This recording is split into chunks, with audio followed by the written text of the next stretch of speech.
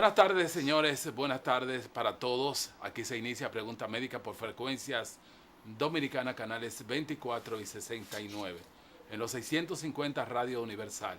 Hoy nos sentimos, como siempre, muy halagados con la presencia de la doctora Carmen Rodríguez, cardióloga e internista de República Dominicana, que está con nosotros. ¿Cómo está, Carmen? Bien, buenas tardes, ¿cómo se encuentra? Estaba recibiendo, o estoy recibiendo unas informaciones de México, Sí, que donde, recién estuvo por allá. sí, sí, donde el médico tiene que saber todo allá. Usted es cardiólogo y no crea que usted además de cardiología, ¿eh? Usted tiene que saber de todo.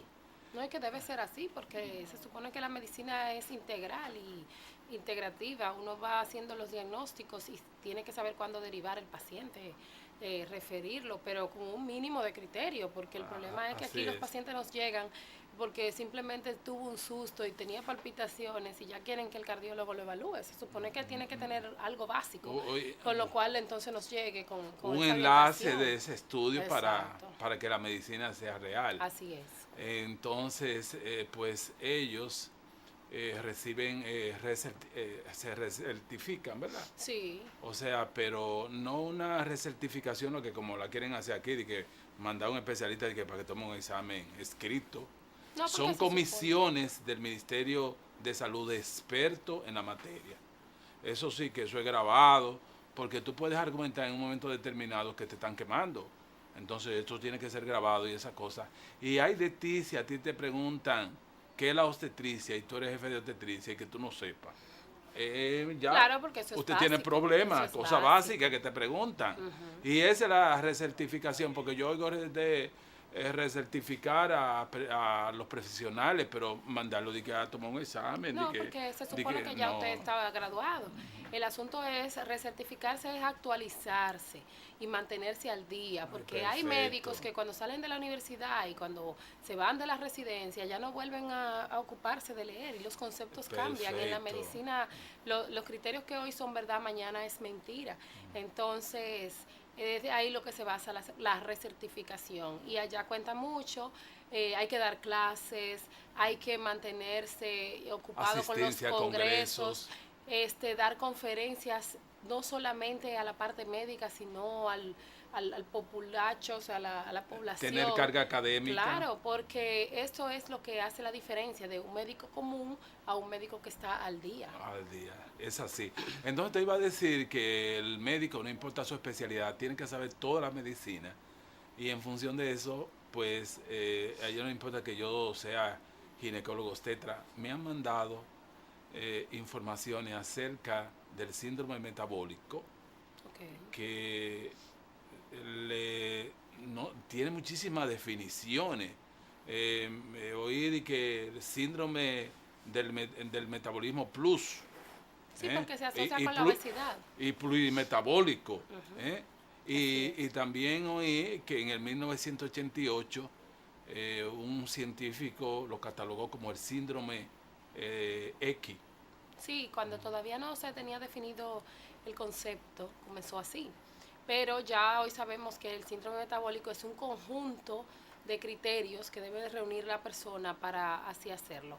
De hecho, los criterios de IDF, de la Federación Internacional de Diabetes, y los de LADA, la Asociación Americana de Diabetes, han estado realizando consenso para hablar un solo idioma en cuanto a síndrome metabólico y han hecho el diagnóstico con la obesidad plantada. Es decir, usted tiene que tener 4 criterios para tener síndrome metabólico. No es solamente que venga con obesidad, porque obeso puede ser cualquier persona, pero que tenga criterios para síndrome metabólico es diferente. Entonces, ya con obesidad, principalmente obesidad abdominal, que es la obesidad característica del síndrome Bueno, metabólico. ellos lo toman como sumamente interesante, importante, el perímetro del abdomen. Sí, de hecho la población, para nuestra población, el perímetro abdominal debe ser 80 para las mujeres y 90 para los hombres, Centímetros, centímetros. centímetros. Así es. Ya después que usted pasa de 80 centímetros siendo una mujer,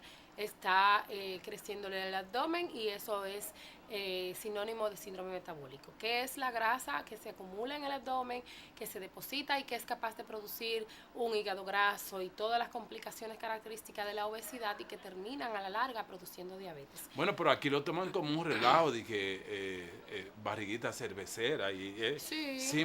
me mandan esas informaciones porque el síndrome metabólico está acabando con el ser humano. En Estados Unidos, entre más de 20 años, en personas de 20 años, anda por entre 22 y 25 el índice de síndrome, Masa.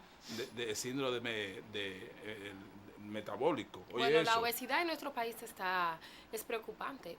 La obesidad visceral, en el reciente estudio EFRICAR que nosotros publicamos, la Sociedad de Cardiología, en conjunto con la Sociedad de Endocrinología, el año pasado, realmente se demostraba que el 27% de la población tiene obesidad. Y de estos, el 37% es obesidad abdominal. Lo que quiere decir que nosotros tenemos un alto índice de síndrome metabólico, porque si a estos pacientes, cuando se combinaban los factores, si además de la obesidad tienen triglicéridos elevados, glicemia alta, ya sea diabetes o intolerancia a los carbohidratos, si tiene el HDL, que es el colesterol bueno bajito, y si esto se suma a la hipertensión, entonces hablamos de síndrome metabólico. O sea, hay que tener obesidad más 3 de los demás criterios: hipertensión, alteración en los lípidos o alteración de la glucosa. Y ya con eso tenemos el diagnóstico. Pero el síndrome metabólico es de alto riesgo porque un paciente con síndrome metabólico es el paciente que es diabético, a la larga es diabético, y es el paciente que va a hacer eventos cardiovasculares, porque esta entidad multiplica por 2 el riesgo de infarto, de trombosis, de complicaciones catastróficas cardiovasculares. Y lo peor es que se está dando en las personas jóvenes, y es ahí entonces... Después de 20 años. Correcto. Es cierto que el más poderoso de esos componentes es la insulinoresistencia, la glucosa. Correcto, porque cuando las personas comienzan a ingerir y hacen una dieta no balanceada, que consumen más de 60 gramos de hidratos de carbono por día, que cuando una dieta balanceada debe ser entre 40 y 60 gramos por día, cuando excedemos esa cantidad de gramos, todos esos carbohidratos se metabolizan en forma de glucosa. Pero no podemos consumir toda esa glucosa. La glucosa es energía inmediata y nosotros debemos de consumirla. Nuestro organismo está diseñado para consumir esa energía y está preparado para acumular la que resta. Toda la energía que no se puede consumir en un día, porque cada día hay más sedentarismo, la gente hace menos ejercicio, entonces como no se consume todas las calorías y los alimentos, los carbohidratos que ha consumido durante todo el día, entonces se acumula en forma de grasa o adiposito. Y ya lleno todos los espacios para grasa, que son los que se utilizaban para los momentos de crisis, entre comillas, que ya no existen, porque ya no hay ninguna crisis. Donde quiera usted consigue un pastelito, donde quiera usted consigue una comida rápida, y entonces no hay crisis. La gente no pasa. Realmente, aunque la cosa está difícil, la gente siempre busca qué comer y consigue qué comer. Y eso es un asunto de la modernidad y del crecimiento de la población y de la orientación hacia el capitalismo y el consumismo, porque las personas todavía no tengan la necesidad, se paran y se compran un helado, se compran una dona, y entonces vivimos consumiendo carbohidratos. Y entonces es ahí donde la obesidad juega un papel importante y es ahora mismo una epidemia global. Y es lamentable porque todas las sociedades estamos llevándonos para allá. México es una muestra de ello. México tiene más del 40% de la población con obesidad. Eso te iba a decir un poquito más, parece que viste la revista, porque ellos situaban que la posibilidad del síndrome metabólico estaba situada en un 35 y ahora le están dando 50. Sí. 50. Significa que están los infartos. Sí, es lamentable. Es la posibilidad que tenía la población de tener síndrome metabólico, estaba situada en 35 y ya lo están situando en 35. Claro. La posibilidad, porque en Estados Unidos o a nivel mundial hay un 25% del síndrome metabólico. Sí, en Estados Unidos es mayor. Ahora mismo Estados Unidos tiene cerca de un 50% también de obesidad. Porque Estados Unidos es uno de los países de mayor sedentarismo, porque sedentarismo es el que no hace ejercicio que ni el que nada. no hace ejercicio y solamente trabaja, y la mayoría de los trabajos son sentados. O sea que es un trabajo ocupacional totalmente en reposo, y que cuando las personas regresan a sus hogares, principalmente en los países del norte de Estados, las ciudades del norte de Estados Unidos, la gente no sale a la calle porque tiene el temor de resfriarse, porque está muy fría la temperatura y la gente no hace ejercicio. Entonces, tienen un horario de trabajo de 8 horas consecutivas que limitan entonces una dieta rigurosa en cuanto a horario, tienen que alimentarse en la calle y la comida rápida ya es lo que se consume. Entonces, a pesar de que se insiste y la dieta que ellos promueven es balanceada, lamentablemente no ha hecho efecto. Bueno, pues definitivamente que esta muchacha me la roba porque yo le dije unos minutos antes, voy con este tema. El médico que me dice que en 5 días yo lo preparo tiene problemas. No viene aquí a preguntar médica. Los médicos que vienen aquí tienen que saber de cualquier cosa que yo pregunte. Así que me voy al primer bloque y regreso con la doctora Carmen Rodríguez, cardióloga. Qué bueno.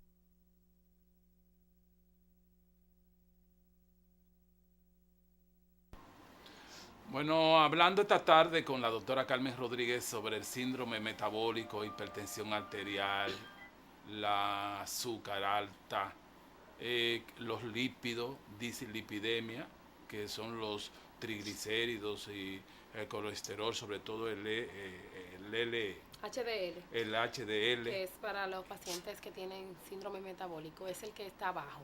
El HDL, que es el colesterol bueno. Y LDL. LDL es el colesterol malo, pero en el síndrome metabólico no juega ningún papel para hacer diagnóstico, sino tiene que tener triglicéridos altos o HDL bajo. Bajo. Claro. Esta situación, Carmen, que anoche leyendo esta parte, nuevecita estas informaciones, dicen que consecuentemente producen mucho hígado graso. Sí, porque hay obesidad. Están introduciendo, por eso incluso están hablando de síndrome metabólico plus, porque cada día se adhieren más cosas al síndrome metabólico. Sí. Dime lo del hígado graso. El hígado graso realmente es un mecanismo hasta fisiológico, porque el organismo, como explicábamos hace un ratito, cuando las personas ingieren demasiado alimento, no consumen esa energía totalmente porque no pueden, porque de hecho no hacemos ejercicio y con el día a día no se consume toda eso que hemos ingerido.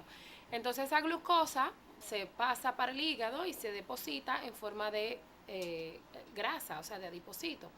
Se va depositando para luego, si hay etapas en las que no podemos ingerir a tiempo y hay un momento de crisis alimentaria, pues entonces nuestro organismo revierte ese proceso y entonces hace glucosa de la grasa acumulada. Pero esa es la reserva del organismo. Obviamente, pero que una persona que ingiere cantidad de comidas excesivas, entonces se produce la obesidad, y la obesidad acumula tanto los espacios que están para ser llenados como reserva, otros más, como lo es el hígado. Salud. Perdón. Salud. Entonces el hígado. Estamos aquí en Frecuencias Dominicanas, canales 24 y 69, para los que sintonizan ahora mismo. Telepacientes nuevos. Pregunta médica. Generalmente hay un síndrome de adición. El que ve pregunta médica por primera vez se queda ahí. Ese es el historial. Yo estaba por ahí, un día yo estaba por ahí y me encontré con pregunta médica. El que se encuentra con pregunta médica le resulta, humildemente, vamos a decir eso, le resulta interesante y se queda con nosotros. Así es. Continuamos. Entonces, este paciente que tiene hígado graso es aquel que bueno, ya tiene obesidad, y a veces son personas que lucen delgadas, pero que cuando calculamos el índice de masa muscular, el índice de masa corporal, nos da un cálculo mayor de un 22%, un 25% o más, ya hablamos de sobrepeso, porque lo ideal es que sea de 18 a 25. El índice de masa, para que estén todos edificados, se calcula el peso que uno tiene en kilos por la talla al cuadrado. Es decir, esa talla tiene que ser proporcional, el peso que nosotros tenemos, a lo que nosotros medimos. Entonces, hay personas que ceden su peso a lo que deberían de tener. Y de hecho eso se asocia a otras enfermedades que no solamente es a obesidad. Y entonces vemos a esta persona que luce delgada, pero con un índice de masa bastante grande, y que no lo vemos que está haciendo ejercicio, que no es músculo realmente, sino grasa. Y entonces, a simple vista, usted cree que está bien, sin embargo, tiene una pequeñita barriga. Y eso es lo único que se le nota, y es el hígado que está acumulando. Di que cervecera, ¿eh? Pero está acabándose. Exacto, y, no, y hay gente que no toman cerveza ni beben alcohol, y tiene su barriguita, y eso es carbohidrato, harina, pan, arroz, dulces, ¿entiendes? Entonces, esa persona tiene un riesgo incrementado de presentar síndrome metabólico con el tiempo, porque se va a desarrollar, ese hígado graso es directamente proporcional a diabetes, directamente proporcional a triglicéridos elevados. Hemos visto, por ejemplo, Reynoso, en consulta, pacientes que vienen y le pedimos una rutina básica de laboratorios en la que incluimos los lípidos, colesterol, triglicéridos y pedimos la glicemia basal. Un paciente que nos llega con una glicemia en 118, bueno, usted tiene la azúcar alta y se queda ahí. Esta es la diferencia de un médico que está al día en cuanto a los conceptos, porque 118 no es una glicemia normal. Pero el que está actualizado lo manda a investigar. Inmediatamente, porque el paciente antes, incluso hemos visto que los límites tope de laboratorio han cambiado. O sea, el rango de laboratorio para la glicemia, que antes era hasta 110 y hasta 120 una vez, hemos visto que ha bajado a 110. Y ese 110 resulta ser crítico y a veces cuestionable cuando tenemos un paciente con 110 y es una constante. Cada vez que nos llega a la consulta, llega con 110, 108. Es un paciente que se está inclinando a una resistencia a la insulina. Este paciente se le puede hacer un índice de HOMA que se calcula, entonces si tiene resistencia a la insulina, y a este hay que hacerle una hemoglobina glicosilada y repetirle una glicemia basal. Y eso es vital porque tú estás detectando el problema antes que vaya a producir los problemas. Antes que llegue siendo diabético. Entonces, otro caso muy común en la consulta es aquel paciente que nos llega con unos triglicéridos altos y esa glicemia ahí en 113 y los triglicéridos elevados. Corregimos dieta, orientamos al paciente, a veces necesitamos medicarle los triglicéridos porque están por encima de 200.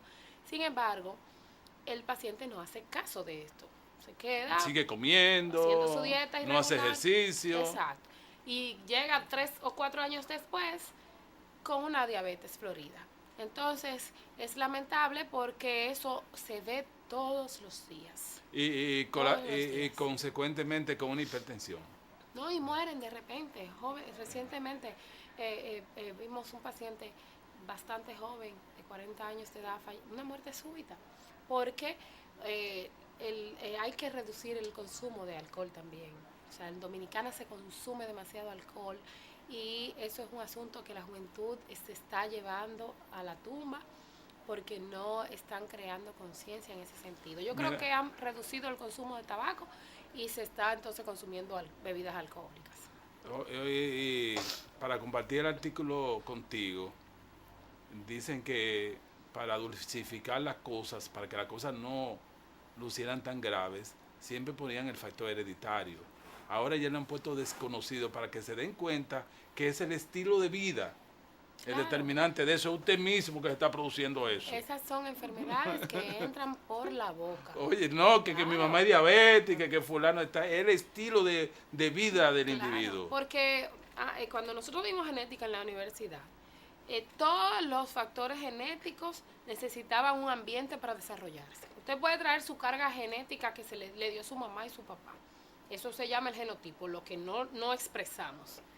Pero si usted trae esos genes que predisponen a diabetes y que predisponen a obesidad y a sobrepeso, usted lo acomoda, lo favorece cuando usted no lleva una dieta balanceada, cuando usted no hace ejercicio y cuando usted no se deja orientar.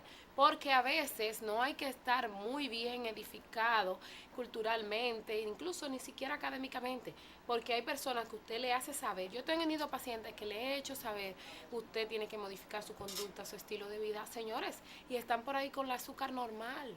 y son diabéticos controlados porque no hay necesidad de morir con una pierna amputada, morir de un infarto, entrar en fallo renal, tener que dializarse, perder la vista, con complicaciones o así. una silla de rueda. Es terrible.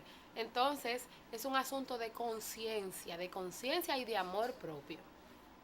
Eso es lo Pero básico. es sumamente importante esta situación porque cada día hay un aumento más de esta situación y no estamos cuidando a los jóvenes. No. Y entonces dice el artículo también que lo que tú vas a hacer como adulto se siembra en los primeros años de la infancia y la adolescencia. Así Que, es. que, por eso que yo lo defino a partir de los 20 años. Sí, porque desde los 16 años de edad, el ser humano él comienza la aterosclerosis, que es la generación de enfermedad dentro de las arterias. O sea, del endotelio comienza a enfermarse a partir de los 16 años, porque se han hecho pruebas con el cordón umbilical midiendo colesterol en el paciente recién nacido y vemos que el colesterol anda por debajo de 150 en el recién nacido. Es decir, que es lo que nosotros ingerimos que hace que el colesterol llegue a 200 y a 250 y a 270. Entonces, si el bebé funcionaba bien con esos niveles, no es posible que después de adulto necesitemos más colesterol. Entonces, es por eso que cada día vamos a un nivel más bajo de colesterol y las metas cada vez son mayores. Recientemente la Sociedad Europea presentó su nueva guía de hipertensión y hemos visto cómo ahora mismo los europeos están inclinados también a que la terapia para la hipertensión debe ser múltiple y combinada. Es decir, ya no es comenzar con un fármaco, es comenzar con 2 y 3 fármacos porque estamos viendo que la hipertensión es multifactorial también y que a veces con el hecho de decirle al paciente que modifique el estilo de vida no conseguimos nada. Carmen, te la voy a tirar dura porque es que la población piensa así. Me llevé la barriga que tenía de más. Ya eso va a diferenciar mi estilo, o sea, mi pronóstico cardiovascular, que incluso no cambié del estilo de vida, sino que me puse la barriga chiquita, así era ¿Pero el cómo? problema. ¿Con cirugía? Con cirugía. Hay que ver cuál cirugía, porque si es con una cirugía bariátrica, que es una derivación, se hace un corte a nivel del estómago y se reduce la capacidad de la ingesta. Eso mejora la absorción porque el paciente se obliga a consumir menos. Estos pacientes van a bajar de peso obligatoriamente. Y de hecho se ha asociado, que todavía no se ha confirmado, con que esta cirugía es un tratamiento para la diabetes. Porque el paciente que tiene asociación con diabetes y es diabético y Tiene se menos hace la resistencia a la bariátrica, glucosa. mejora bastante. Ahora bien, este paciente, hay un asunto que está en la mente del individuo y es lo psicológico. El paciente que es obeso va a ser obeso toda su vida porque piensa como obeso.